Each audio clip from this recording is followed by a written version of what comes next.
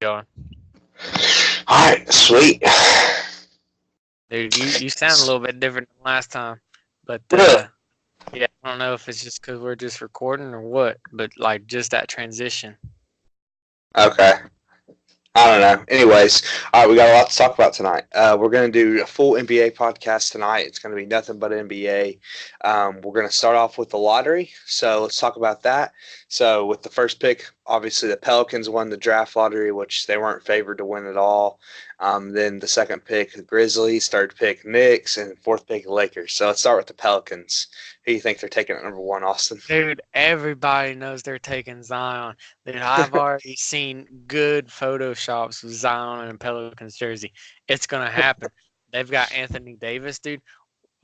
I mean, any team's gonna pick Zion, whoever it is, but I think that's good. I think he can learn from him. I think Anthony Davis can learn from him, but everybody knows it's Zion. Yeah, it's gonna be Zion. Obviously, Zion's super hyped up, but I saw reports that Anthony Davis still wants out of New Orleans. He still wants to be traded, which I don't blame him. But at the same time, I think Well, everyone's a little disappointed that the Pelicans won the draft lottery just because we wanted to see him with the Lakers or the Knicks or the dude, Bulls, but it's everybody the thought it was Pelicans. Knicks, dude. Yeah, yep. Everybody. Which, I mean, they had like 14% chance, as well as like some other teams, but everybody thought it was. Everybody already had like you know jerseys made or and stuff like that. Like it was Oh my ridiculous, but gosh, yeah. Knicks get unlucky, and I think Zion would have been great with the Knicks, but now he's more than likely going to the Pelicans. I've heard that they could trade the pick. I mean, I wouldn't trade the pick if I were the Pelicans. I would draft Zion if I were them, and because like everybody says, Zion's not just a great player, right? He's a brand. When he comes to the organization, he'll sell tickets, he'll sell jerseys, and owners care about money, man, and he'll make a whole lot of money for whichever organization he's with. So if I mean, it seems like an easy pick from the media's perspective and from my perspective. I mean, I just think it's like great player. He's a national brand already as a college player, so it's an easy slam dunk pick. so you said that Anthony Davis still wants out. Like, is that Hmm. still with Zion probably coming there? Yeah, that's what the reports are saying. At least give it a chance, but he's been wanting out of there for a while now, which I Yeah, understand. But I mean, I don't know if they end up getting rid of Anthony Davis and all they got is Zion, then that I could see them potentially looking to trade him, somewhere else because they lose one good player just to get another good player. But I mean, yeah. might as well just get rid of both and try to get some talent in, depending on who they can get. But I'd try to keep them both. But that's still ridiculous though how he still wants that even even after that. So I don't know.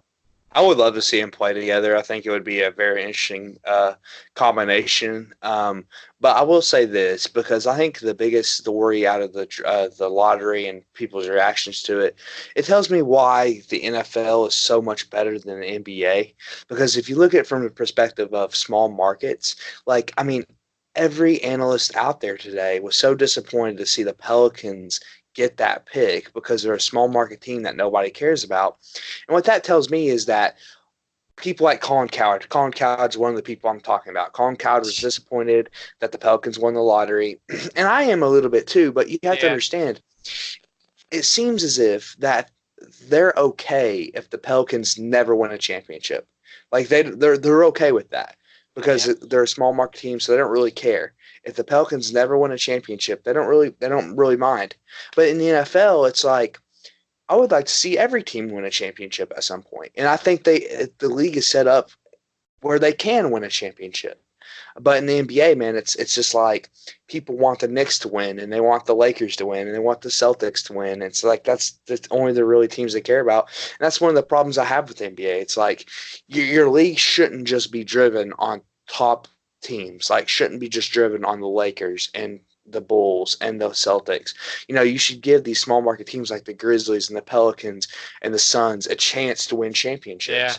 Um, so that's one of my biggest issues, the NBA and the lottery and all that. So yeah, Yeah, that's so true. That's so true. I didn't think about that. Yeah. So yeah, I think Zion's going to be the pick. It's going to be interesting. I'm definitely going to watch the draft whenever it happens. But yeah. So Pelicans probably going to get Zion, and we'll see what happens with Anthony Davis. I think he'll probably end up getting traded to. I mean, it could be. Well, we'll talk about that when we get to their pick. But anyways, the next pick is the Grizzlies. Pick, which I'm a Grizzlies fan, so I was happy to see them get the second overall pick. And we'll see. They're probably going to draft Morant, the point guard. And we'll see what happens with that. He's definitely projected to go number two. But yeah, I mean, there's not much to talk about there except for we'll see what happens with the Grizzlies this year. Yeah, for sure. All right. And then number three was the Knicks, and this is pretty interesting because the Knicks they weren't actually the way the lottery works. I don't know if you know this. You're not guaranteed to get a top four pick, which is interesting. I think the NBA lottery is so interesting to me because it's not like the NFL draft where it's like you're guaranteed a certain pick. You know what I'm saying? Like if you have the worst record in the NFL, you're getting the number one pick no Yeah. matter what. NBA is completely different. It's completely based on this lottery system where you could draft 14th or you could draft first. I don't know how I feel about it. But the Knicks pick up the third pick, which is projected to be RJ Barrett. Um, I don't know much about college basketball. I know RJ Barrett because I watched him in the tournament, but I will say that if you're the Knicks, you have to be disappointed because you wanted Zion, and Zion, like I say, he didn't just make you a better basketball team, he made the Knicks relevant again as far as Yeah. a brand because right now they're dead as a brand. Nobody cares about the Knicks. I don't care about the Knicks. I mean, you hear all these analysts like Stephen A. Smith. Now, obviously, he's a Knicks fan. Like they talk about how, oh, the Knicks are this big brand, this storied franchise. The Knicks aren't a storied franchise. The last time I won a No. championship was in 1971. How is that a storied franchise? Like, it's a dead franchise, if anything. It's not a storied franchise. They just say that because they're in New York, and that irritates me. It's like Yeah. just because and again, it goes back to the big market stuff. But anyways, the point is that if you're the Knicks, you have to be disappointed that you didn't get Zion, you didn't get that first overall pick. So really, it comes down to I think it's KD or bust in free agency. Like if they don't get Kevin Durant, it was a failed free agency. It was a failed offseason for the Knicks. Because RJ Barrett and Kemba Walker or RJ Barrett and even Kyrie Irving, that's not moving the needle. That's not getting it done. You're gonna have to pick up a bigger free agent like a Kevin Durant, and Kevin Durant's the cream of the crop this year in free agency. So it's Kevin Durant or bust for the Knicks. Yeah, for sure. Dude, the Suns, they were had the second worst record, and they had like the same chance to get first, and they dropped all the way to number six. So what do you Like, think about that, man? Because I'm thinking it's just not fair. Like I mean, that just no, doesn't seem right. it's not. I think it's putting too much on the back office trying to make some free agent deals and stuff. Because if this happens to them, this can happen to them 5 years in a row, and it's Exactly. and so like 5 years. So right now and 5 years in the future, it's gonna Yep. be the same. Five years ago, seems like it's the exact same with some teams. So it makes no sense. It's like wow. So those 5 years, 10 years, like this franchise has done nothing. Like hasn't have a winning record. Like isn't making moves. Yeah, they had a few, good players, but I mean, they can't get all the good players, just with, you know, not the lottery, just picking up free Yep. agents and signing people. I mean, Mhm. I don't know. That's just horrible. I think because like some teams are going to be like that and just always not have like top five, top four people and get dropped and then have the worst record or the second worst record. And I just don't like it. I think they need to maybe do something different with it. I don't know all the details, but maybe like if that happens, then like next year guarantee them like first pick or second or something like that. You know what I'm saying? Yeah. Yeah. See, I think. I think the NBA might do it because it's entertaining. Like it's entertaining to see that like the Lakers had a chance at Zion, even though the Lakers didn't even have that bad of a year. Yeah, But in my opinion, well, the lottery's set up. The main purpose of the lottery is to prevent tanking, prevent teams yeah, from purposely being bad and guaranteeing a draft pick, which I can understand that. But I think if they implemented better ways for small market teams to get better not only through the draft but through free agency, then I think that would prevent tanking more than anything else. But since there is no incentive to sign with the Grizzlies in free agency or sign with the Pelicans in free agency, these teams resort to tanking just for a chance at a lottery pick. And like you said, if you're in the Suns case, you could go 5, 6 years in a row trying to tank, but getting a top number 6 pick instead of a top 3 pick, which makes a difference in the NBA draft because, like in this year's draft, there's 3 players that people are talking about, and after that, there's a big drop off. That's just what I've heard from analysts. I don't watch college basketball, so I don't really know that, to be honest. But what I've heard is that there's a huge drop off after RJ Barrett at the 3rd overall pick.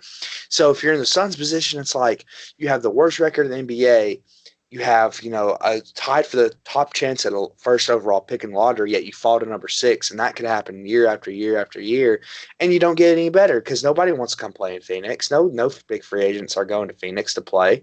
So it's just the way it's set up. Is just it's set up for these small market teams to fail year in and year out, like you mentioned. yeah. See, they need to take a page out of Roger Goodell's playbook where he finds things. They need to do that where if go ahead and do it. If you had the worst record, you get a number 1 pick, or you get a guaranteed like top 3, something like that.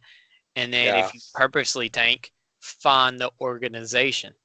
yeah, Like that's what I would do, honestly. If they go that route, I think that's what they need to do if they want to prevent tanking. I think that's one of the big things to prevent them from tanking is just go ahead and find them.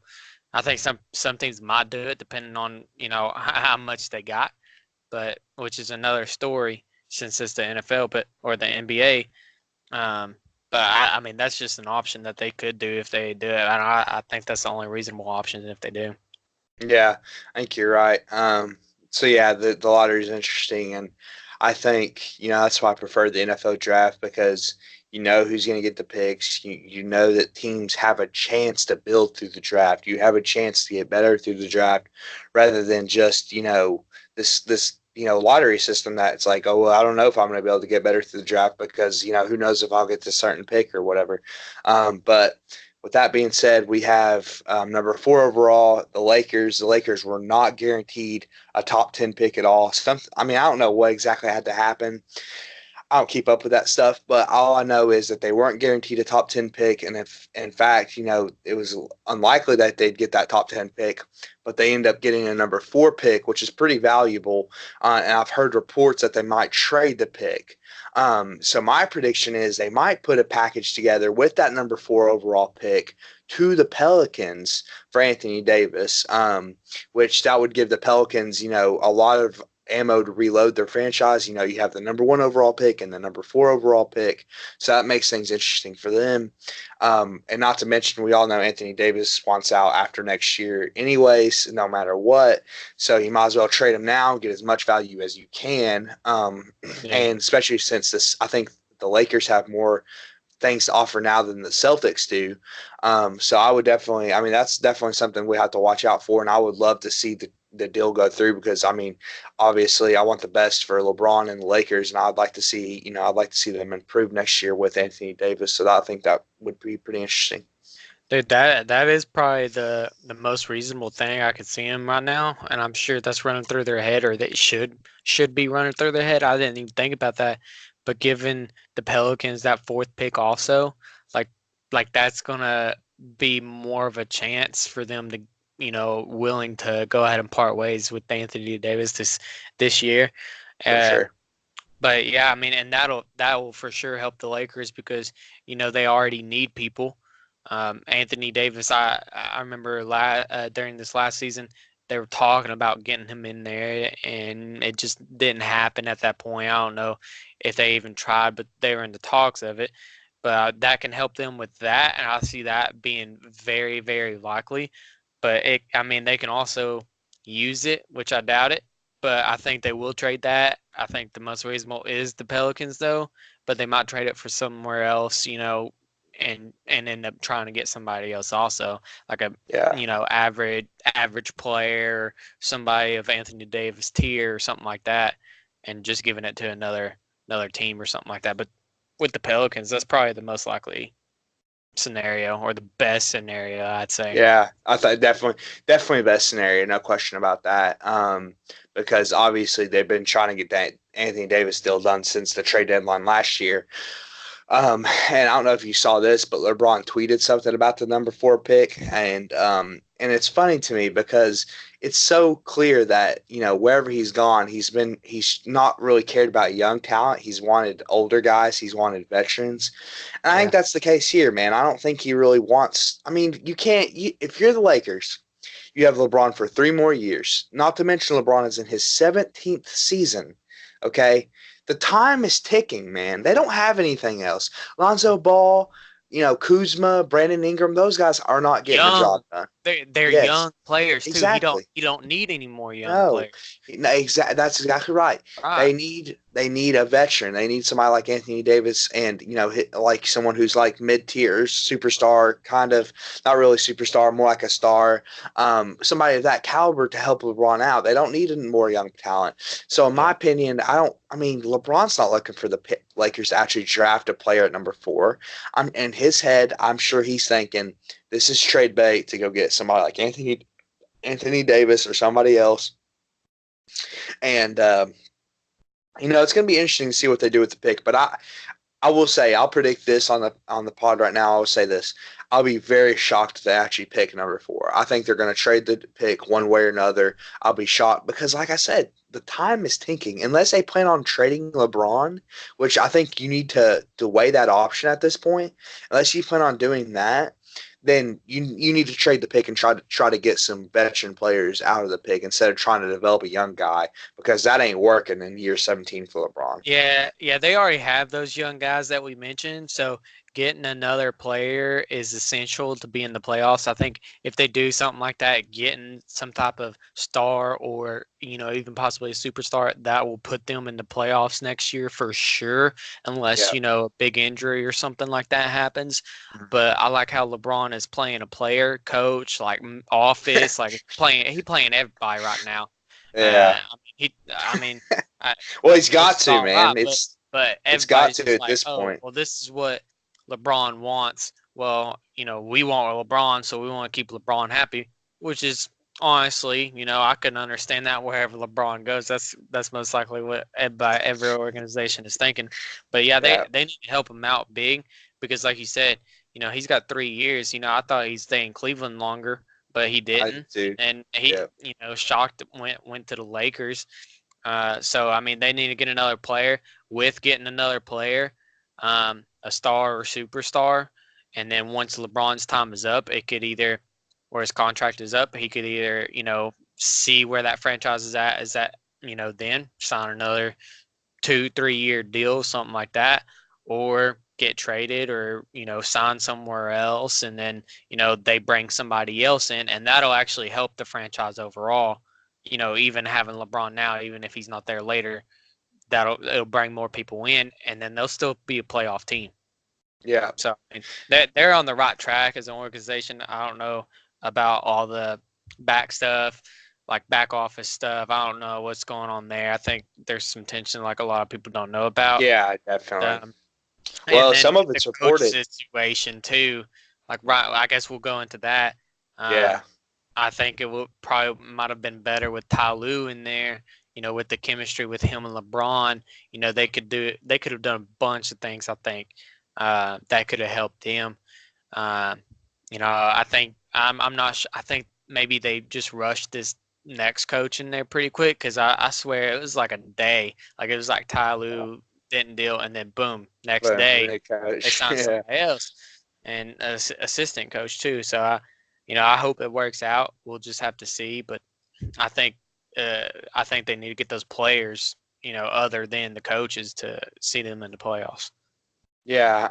So obviously they get Frank Vogel, a head coach, and then they hire Jason Kidd as the assistant coach. A lot of people were surprised because they figured Jason Kidd would become the head coach. Now I've watched kind of videos on and off today about how like Chris Broussard reported that Frank Vogel will get LeBron's respect, um, and that although they're surprised about Jason Kidd, they're kind of it makes the Frank Vogel thing make sense in LeBron's camp. To me, it's just like the Lakers just listen. LeBron came to LA because Magic recruited him and that he wanted to be in Hollywood. That's why he came to LA. They got lucky landing LeBron. The Lakers have been a mess since the end of Kobe's career, and it's not changed. Nothing's changed. The Lakers are still a mess.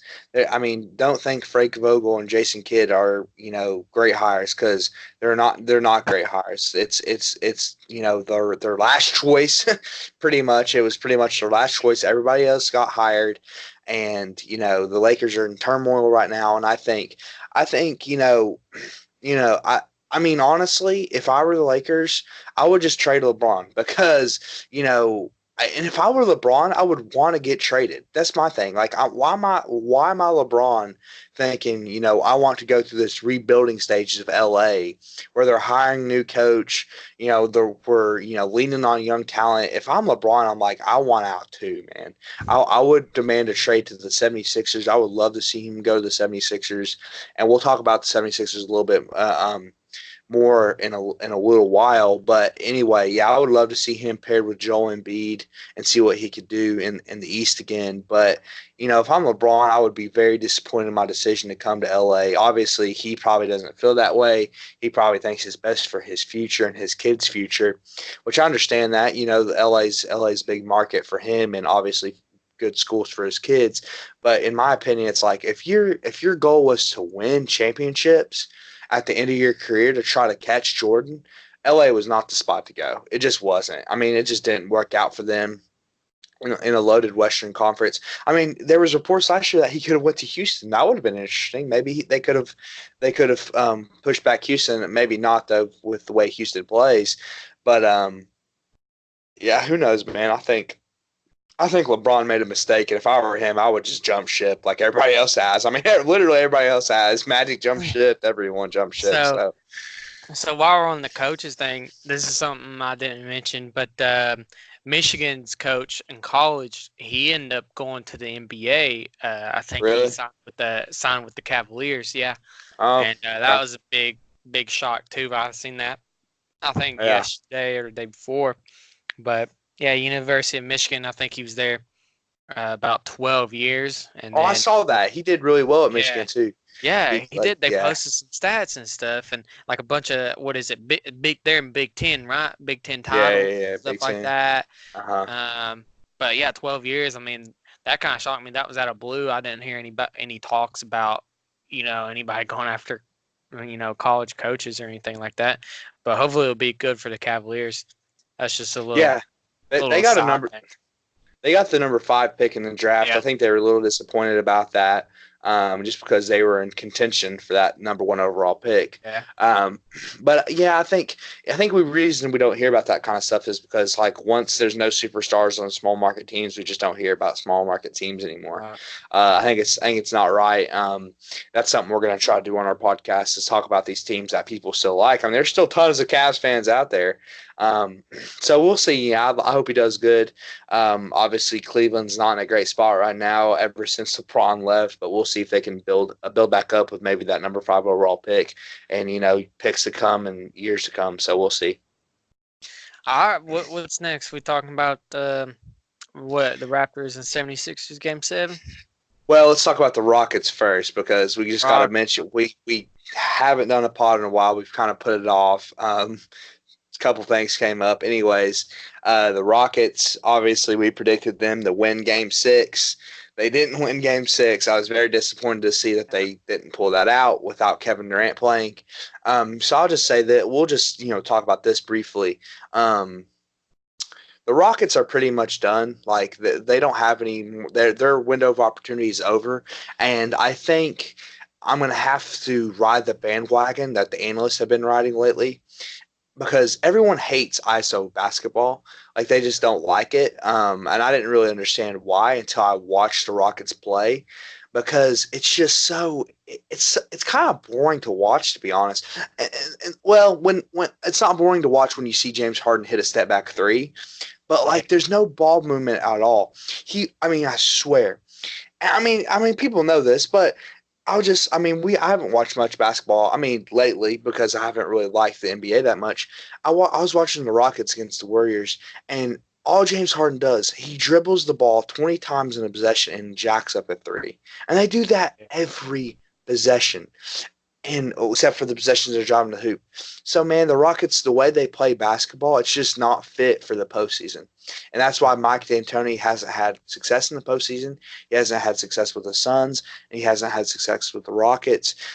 So I think the Rockets, future is not bright. I think Chris Paul is getting old, and I think James Harden, he's a great regular season player, but they're not been able to get it done in the postseason. So I think the Rockets, as they stand today, if they keep playing the way they do with the same ISO ball, then they have no chance to win a championship. Dude, I see that. Yeah, the Rockets, the way we see them now, like they're done as far as that goes. But that's one thing that they need to consider, though, is the way that they do play ball. And I hate, through the regular season seeing, oh, James Harden, he plays his 23rd game making 30 plus points. He's the first player to do that in 10 plus games. I'm tired of hearing that, but it's because they play ball like they play. But I do understand that, if somebody keeps shooting, and they won a lot of those games. And I mean, if somebody keeps shooting threes and they keep making them, yeah, give them to them. Like, I'm all for that. But then, Yeah, like, if you're playing a good opponent, they'll start double teaming. They'll start taking care of that and shut that down real yes, quick. exactly. And I mean, they just have no answer for that. If something like that happens, and you're right, I think he needs to stop doing those, 20 dribbles and then acts like he's looking for something when he's going to shoot that three or Yeah. that step back, which it works. But I mean, In the regular season, it doesn't work in the postseason. yeah, I mean, they just, I mean, it's predictable every single game, and Exactly. I guarantee you Very next year predictable. it'll probably be the same. Yeah. James Harden will still get up there in those points each game, and then you look at the rest of the team, and it's like, oh well, they were just walking around the court because that's basically it. But I mean, they need to, get some ball movement, like change up their complete game plan. I think they need to get a new coach in there, new assistant coach, new something. But I mean, they need to change it up because it's not working for them. It gets them to the postseason, but it just doesn't close it out. You know what I'm saying? Yeah, and I think what you said earlier is exactly correct. It's so predictable. ISO ball is, I mean, exactly what it is. It's basically like playing one on one every possession. So, like you say, when you get to the postseason, you're going to have people in your lane double teaming you, bodying you up, and it's going to be very physical. So when you try to play that ISO ball, it just doesn't work like it does in the regular season. So Yeah. I think like you said, things need to change in Houston. It's unfortunate because I was really hoping to see some different teams in the finals this year. But it looks like it's going to be Golden State again. But anyways, congrats to the Warriors, and I think the Rockets are toast. Yeah. All right. What's next? We got Raptors and 76ers as next. All right. Let's talk about that. So, first of all, our boy Kawhi.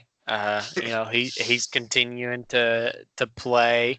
Um, he had 41 points, and I remember I was watching the last ones, and he was shooting free throws, and I was like, oh yeah, 39, and then he didn't get that 40, and I was looking, and then I seen it tied, and I was like, and I forgot what the score was. Like it was like 86, 89 or something, and they end up coming back a little bit, and I just couldn't believe that.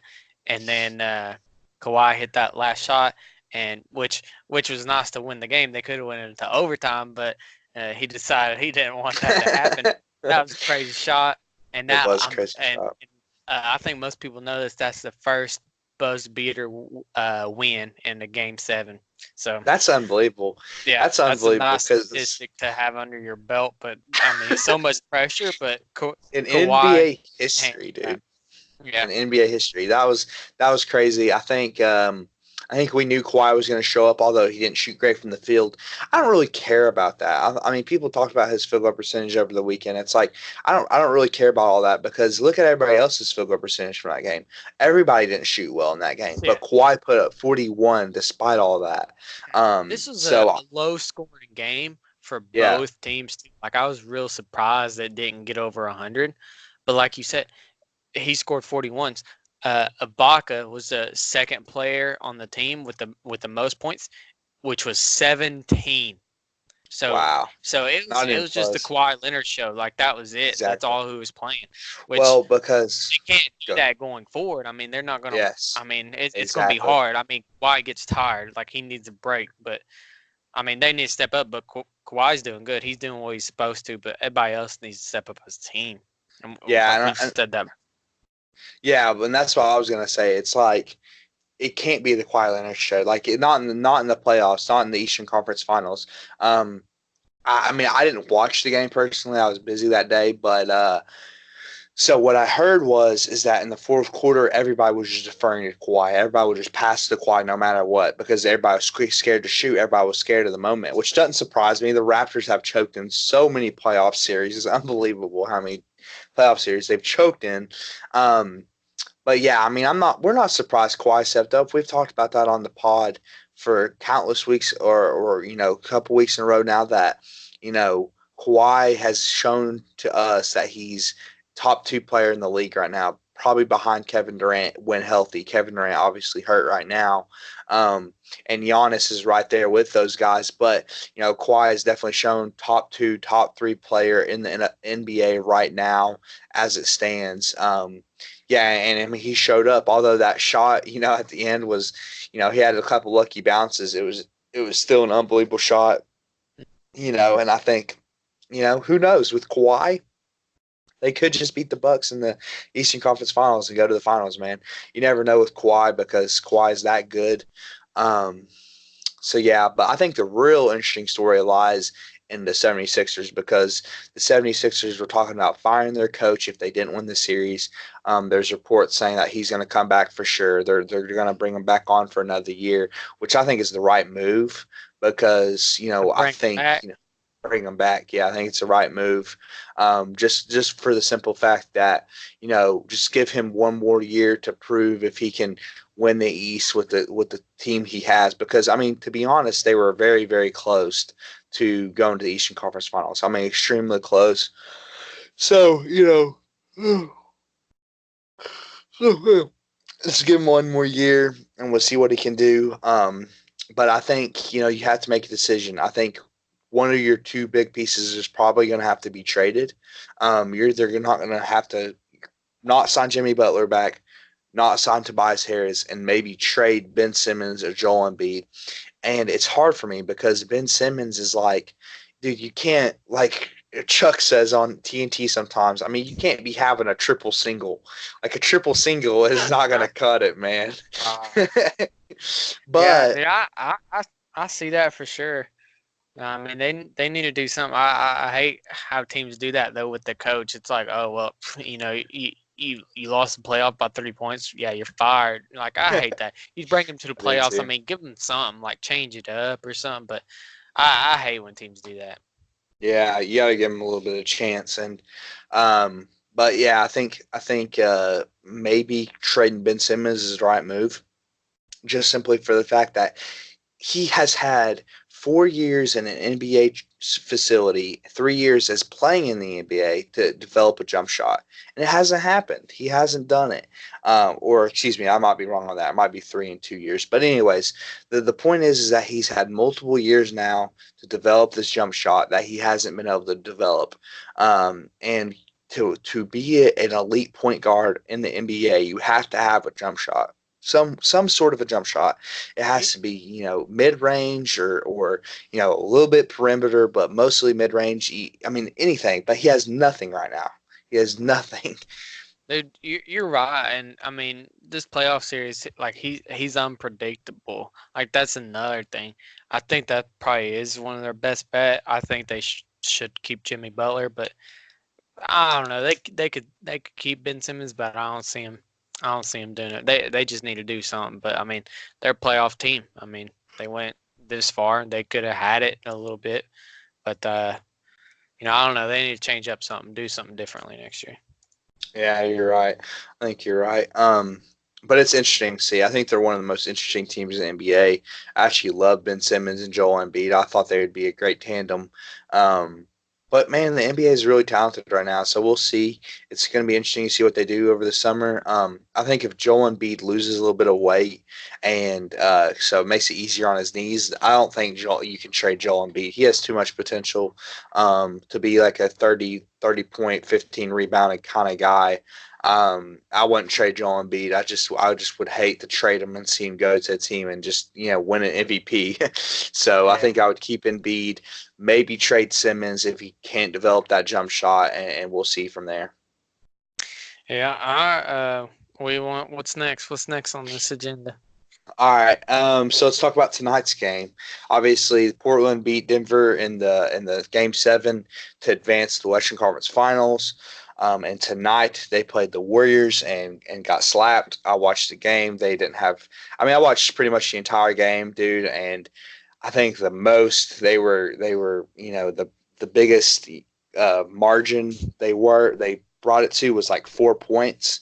They were down by like 4 points at one point, and that's it. They were down like the entire game. So it was not very fun to watch, to be honest.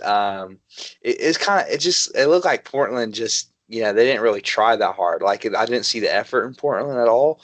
Like Curry played unbelievable. Curry's been unbelievable without Durant. He's shown why he's a top 5 player in the NBA when given the opportunity to show that he is such. But I think Portland's got to step it up, man. If without Kevin Durant, there's an opportunity because the Warriors are man down. I get that Curry steps up when Durant's out, but Durant brings something defensively to the floor that they can't really do when he's out. So I think you have to exploit that a little bit. So and they did a poor job of that tonight. They didn't shoot well, and they just kind of looked like they didn't want to be there. So I was pretty disappointed to see that. Yeah, I agree with you with that. Yeah, basically right now it's the Splash Brothers team right now. I mean, Steph Curry and Klay Thompson. I mean, they're doing real good. Uh, I'm not a fan of the Warriors, but they know how to play. Like like you said, KD. He was MVPs of the playoffs to this point. Okay, doing super good. And when he's hurt, which is horrible, his team steps up He does and it better. and yeah, and it's ridiculous because you can have that guy even rest, or if he gets hurt, you can know your team's Still going to win. step up. Yeah, even though like when Kevin Durant went off, Steph Curry, like he was, everybody was saying he was in a slump, but he's clearly not in a slump. I mean, Kevin Durant's out. I believe Kevin Durant might be out game 2. That's what I saw. I haven't heard any change in that, but you can guarantee it's going to be Steph Curry stepping up again and Klay Thompson right behind him. But I mean, I think Trailblazers. I didn't. I don't know between Trailblazers and Nuggets who would have had a better chance between them two. But Yeah, I mean, probably Trailblazers neither got the one of them. chance. But I mean, I think Warriors are going to have it. Yeah, Early I and think so too. have some time off. So, but Yeah, yeah, they probably will have some time off. Hopefully, not a whole lot of time off, but we'll see. yeah, I don't want to actively root against the Warriors, but I just want to see some parity in the NBA. I will say this about Portland: Damian Lillard has kind of disappeared lately. Man, he disappeared in Game 7, even though CJ McCollum really stepped up, and he disappeared in Game 1. He played terribly tonight. He's gonna have to step up if the Trailblazers are gonna have any chance. And I don't think he needs to be absolved of the credit either for the team doing bad because he's shot poorly. He hasn't looked at himself. He's turned the ball over a lot. So I think people need to really hold him accountable as far as not pretty much choking when it matters most because Portland hasn't made it to the the Western Conference Finals since 2000. This is an opportunity that doesn't come around a whole lot for Portland. So they need to step it up if they, especially with the Warriors' best player out. Like, you gotta do better. And I get that. The Warriors are a different team without Kevin Durant. They improve in some areas. I think they improve as far as ball movement's concerned. And that opens up things for the Splash Brothers, like you mentioned. But if you're Portland, like, you have to play better. Like, I mean, you're gonna have to take it from the defending champs. You can't just expect, since their best players out, that it's gonna be easy. You have to go take it. And I really hope they step up in game 2, because I just want an interesting series. You're probably right; it's probably gonna be done in 5 or 6 games. But I would like a competitive series, and who knows, maybe Portland can pull off an episode or two. Yeah, for sure. All right, what about Raptors and Bucks? So their first game will be um, tomorrow night, 8:30, or tonight is basically 1 o'clock here. Yeah. But I think this will be a good series. I think so. I think it's just the two. series to watch, man. I kind of hope it does go to a game 7. But yeah, this series versus the Warriors and Blazers series, this one's the one to watch, like you said. But I think honestly, Kawhi versus Giannis, that's good. But I think Kawhi, with the experience he has, I think he's going to actually push the Raptors over the edge to end up winning the entire series. But it'll be a good one. How many games? I'm thinking maybe 6. 6 games, wow. Yeah, I don't think it'll be too early, but I don't think it'll push it to game 7. It'll be nice. This first game, though, it is at the Bucks. I think, I think they might win that first game, but since the Raptors are coming off that nice win, they have so much energy. They're stoked about that. I think. I don't know. This will be a good first game to watch. It might be one of the best games to watch, just because of all that. Bucks coming off the win. It's at home, so I think that's good for them. But then, Kawhi and the Raptors. I mean, Kawhi's played real good, and he hit that shot. I think they're looking good too. So I'd like to see the odds of that of that game. See who's got it.